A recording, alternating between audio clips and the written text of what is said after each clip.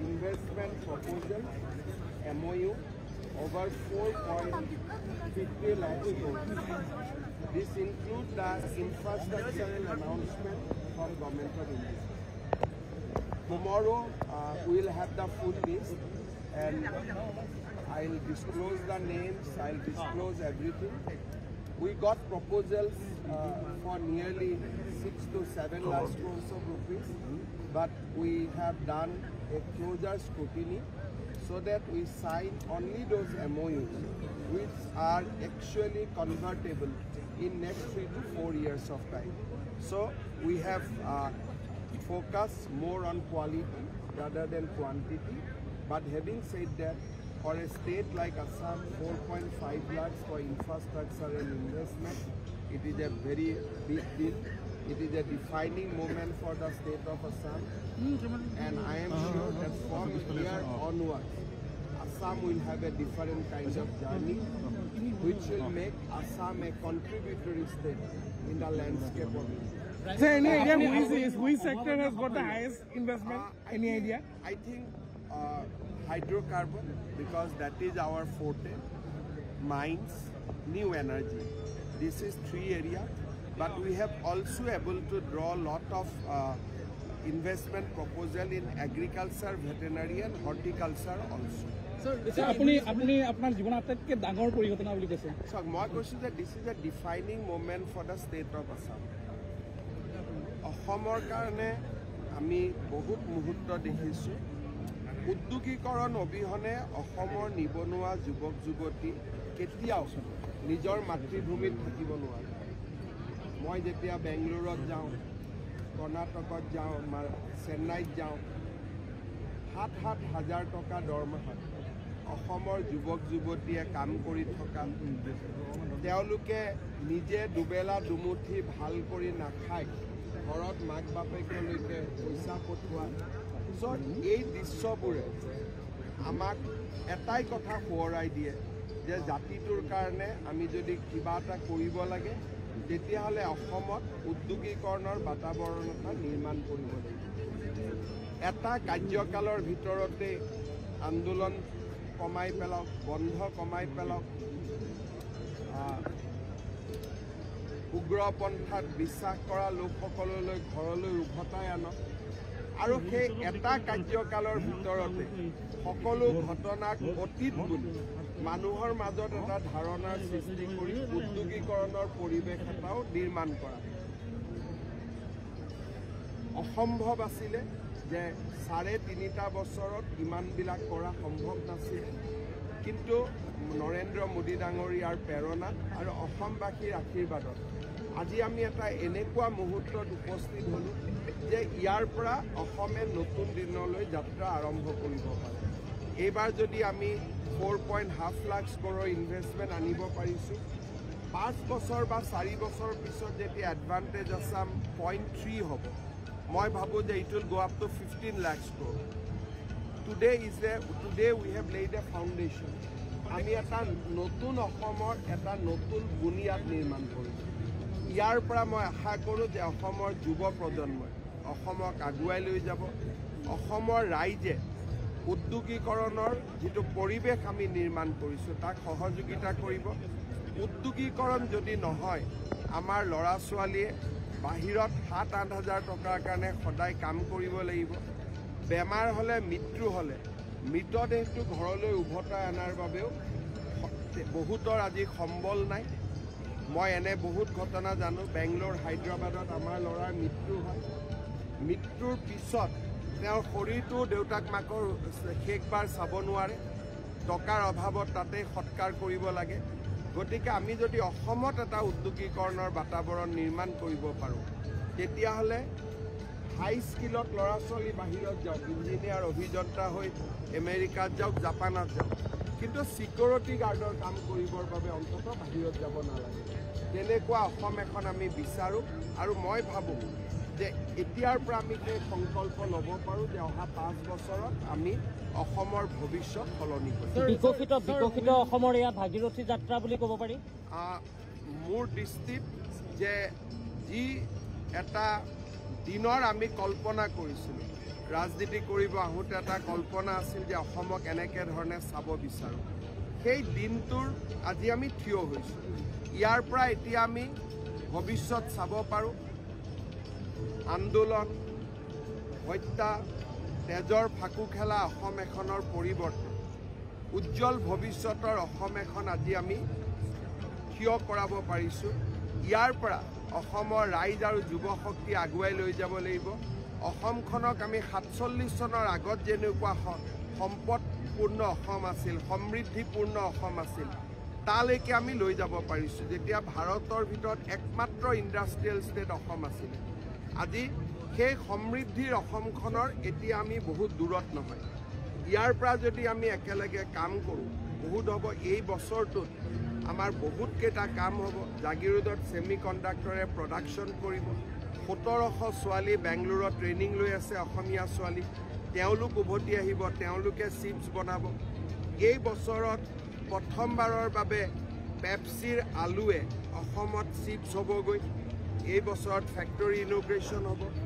এই বছৰত ইণ্ডিয়াৰ 5th লাৰ্জেষ্ট এয়াৰপৰ্ট হিচাপে গুৱাহাটী এয়াৰপৰ্টে আত্মপ্ৰকাশ কৰিব। গুৱাহাটী উত্তৰ গুৱাহাটীৰ মাজত এই বছৰতে দলং হ'ব। এই বছৰতে নুমলীগড়ত বায়' ৰিফাইনাৰী হ'ব। এই বছৰতে নামৰূপত ইউৰিয়া কাৰখানাৰ কাম আৰম্ভ হ'ব। গতিকে মই ভাবোঁ যে 2025 চন আমাৰ বাবে এটা ডিফাইনিং ইয়াৰ হ'ব। আৰু আমি যদি ইয়াক আগুৱাই লৈ যাওঁ, আমি বহুত আগুৱাই লৈ যাব পাৰিম।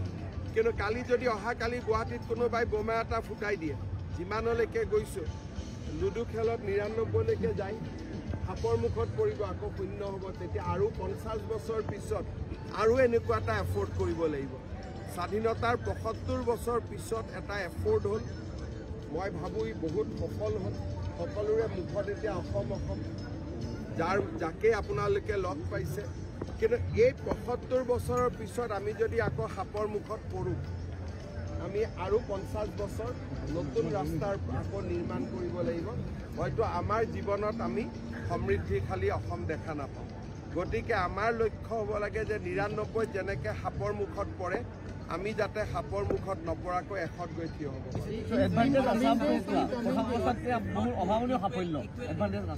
চব মই আগৰ পৰাই জানো যে সকলো আহিব, সকলোৱে কৰিব বিচাৰিব।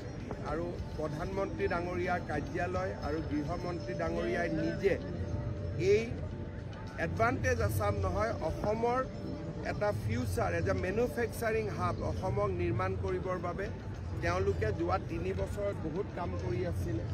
আগতে আনিলে অসুবিধা যে আমি এজন ইনভেষ্টৰক আনিলোঁ, তেওঁ অসমত আহি বন্ধ দেখিলে, বোমা বিস্ফোৰণ দেখিলে, তেওঁতো আঁতৰি যাব। চ' এই এফৰ্টটো 2018তো আমি লৈছিলোঁ।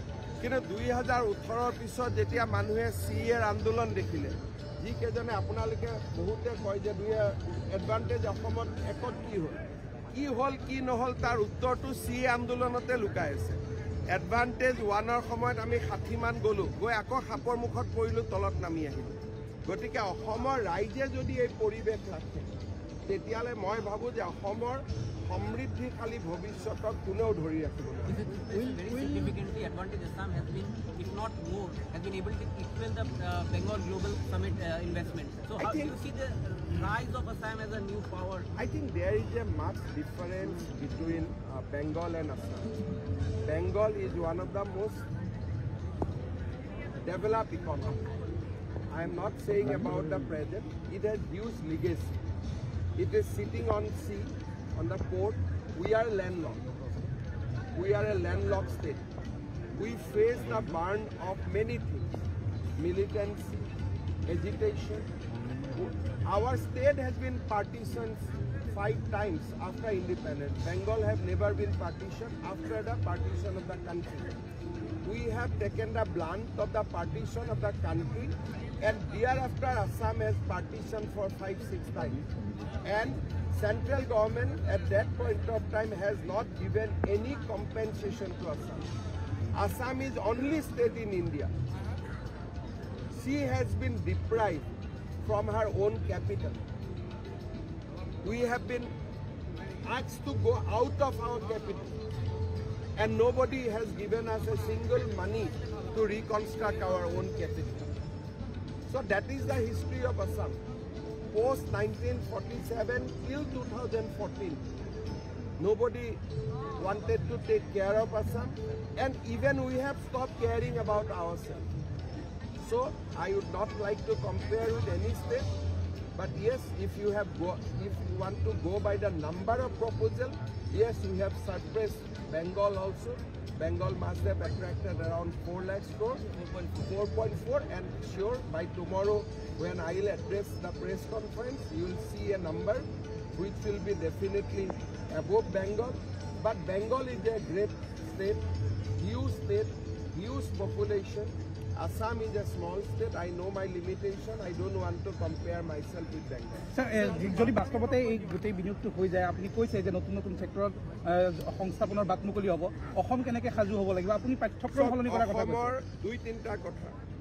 যদি মই এটা নামে কৈছোঁ যে হাইপাৰ স্কেলাৰ ডাটা চেণ্টাৰ না, যদি আমাৰ ইঞ্জিনিয়াৰিং কলেজত তাৰ পাঠ্যক্ৰম নহয়, যেতিয়া ডেটা চেণ্টাৰটো বনাই উঠিব, তেতিয়া তাত কাম কৰিবৰ কাৰণে তেওঁলোকে আকৌ কলিকতা মুম্বাইৰ পৰা ল'ৰা ছোৱালী লৈ আহিব লাগিব। এতিয়া আমাৰ জাগিৰোডত আমি ছেমি কণ্ডাক্টৰ আৰম্ভ কৰিলোঁ, আমাৰ ছোৱালীক পঠিয়াই পেলাই আমি ট্ৰেইনিং কৰাই আনিছোঁ, বা টাটা বুলি কৰিছে, বেলেগ এটা ফেক্টৰী বেলেগ এজনেতো নকৰে। আজি আমি যিমানবিলাক আজি কাম কৰি আছোঁ, যদি স্কিল মেন পাৱাৰ এটা নহয়, কাম কোনে কৰিব? সেইকাৰণে আমাৰ শিক্ষা যিটো প্ৰক্ৰিয়া, ট্ৰেডিশ্যনেল যি পাঠ্যক্ৰম আছিলে, ইয়াৰ পৰা আমি সলনি হ'ব লাগিব। অসমত যদি ইউৰিয়া ফেক্টৰী আহিছে, সেই ফেক্টৰীৰ কাৰণে দৰকাৰী আমি মেন পাৱাৰ বনাব লাগিব। যদি জাগিৰোডত ছেমি কণ্ডাক্টৰ আহিছে, ছেমি কণ্ডাক্টৰৰ কাৰণে প্ৰয়োজনীয় মেন পাৱাৰ আমি নিৰ্মাণ কৰিব লাগিব। টাটাৰ CMD চন্দ্ৰশেখৰণৰ আপোনালোকে যদি স্পীচ শুনিছে, he has committed two bring a mobile manufacturing factory to Jagirod with equal kind of investment. That means 30,000 crore more investment on a mobile telephone manufacturing plant or equivalent electronics manufacturing. So, jodi Asomor lora cholik ami trade nokoru, tetele tate kune kam koribo? Sei karone moi bhabu je iyar pisot ami amar শিক্ষা ব্যৱস্থা closely চাব লাগিব, যাতে অসমৰ ল'ৰা ছোৱালীয়ে অসমৰ উদ্যোগসমূহত কাম পায়। তাৰ কাৰণে আমি শৈক্ষিক কাঠামোটোৰ আমি এটা বিশাল পৰিৱৰ্তন কৰিব লাগিব। 4 বছৰ 3 বছৰ আগতে তাৰ প্ৰথম পদক্ষেপ আমি লৈছিলোঁ। টাটা টেকনলজিৰ লগত লগ লাগি আমাৰ ITI সমূহক আমি পৰিৱৰ্তন কৰিছোঁ। কেতিয়াবা আপোনালোকে চাব, we are executing A 4,000 crore projects. এইবাৰ আমি নেলকো বুলি এটা অৰ্গেনাইজেশ্যনৰ লগত এখন MOU কৰিছোঁ, যাতে ক্লাছ 9-10তে আমি ইণ্ডাষ্ট্ৰী 4.0 ল'ৰা ছোৱালীক শিকাব পাৰোঁ। চ' কালি যেতিয়া মই কথা পাতিম বা তাৰ পিছত কথা পাতিম, আপোনালোকক আমি ক'ব পাৰিম যে আমি স্কিল এডুকেশ্যনৰ ওপৰত এই গোটেই ছামিটটোত আটাইতকৈ বেছি গুৰুত্ব দিছোঁ। Thank you, sir. Thank you.